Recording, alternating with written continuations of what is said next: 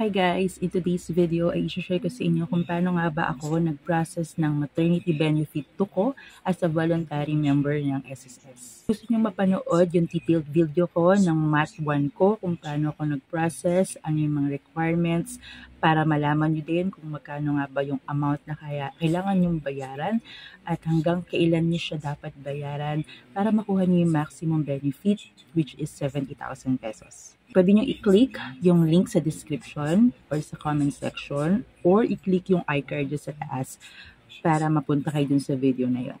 So, ano nga ba yung MAT2 or Maternity Benefit 2? So, ito yung next step kapag pinasa nyo yung MAT1 nyo once nalaman yung pregnant kayo.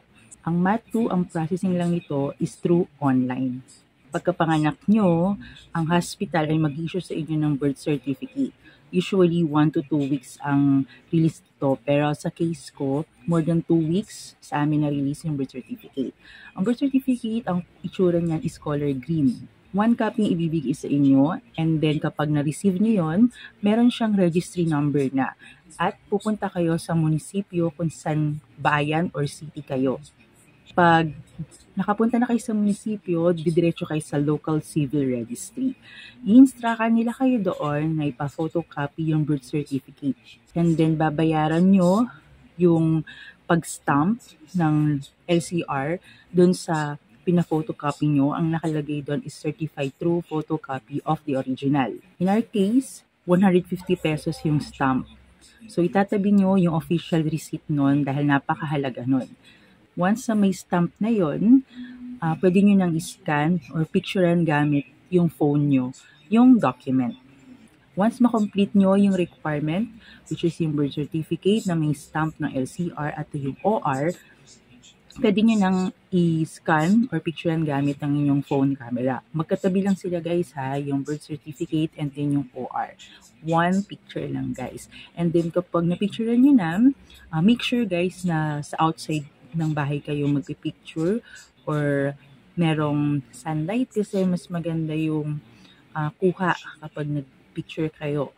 Sa case ko, ang gamit ko lang is yung phone ko, and then pumunta lang ako sa gallery section and then kinrap ko siya kasi ang requirement ng file size is 3 MB, wag lalagpas. So, kapag more than 3 MB, kailangan nyo siyang i-screenshot and then i-crop nyo and then check nyo yung details sa gallery.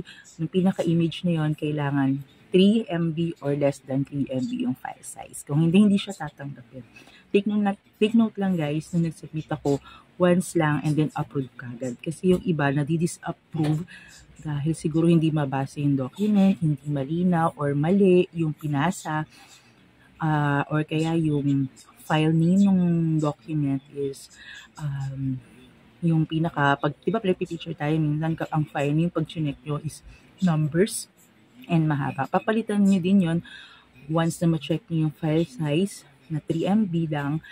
Palitan nyo siya sa akin kasi pinalitan ko living document. Iba pwede nyo naman palitan siya ng pangalan nyo or birth certificate. So, it's up to you.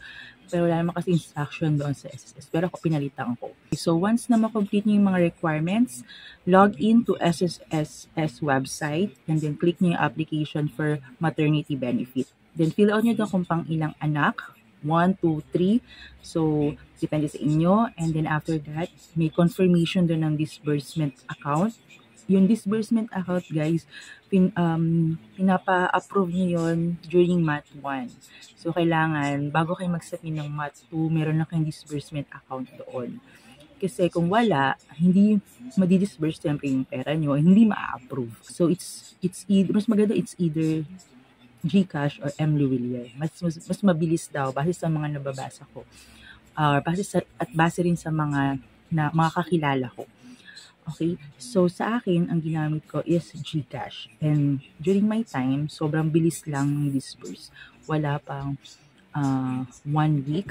Take note guys, hindi din bilang dun sa timeline ng disbursement yung weekends at saka kung may holiday. So, kung tatanong kayo bakit ang tagal ng disbursement, malamang dahil holiday or pumatak ng weekends. Kung naging helpful tong video na to, sana i-like nyo, or kung may question kayo about sa maternity benefit application, comment nyo lang dyan sa comment section, or kung may suggestion kayo na video, comment nyo lang dyan. So, thank you on watching on my video. See you on my next one.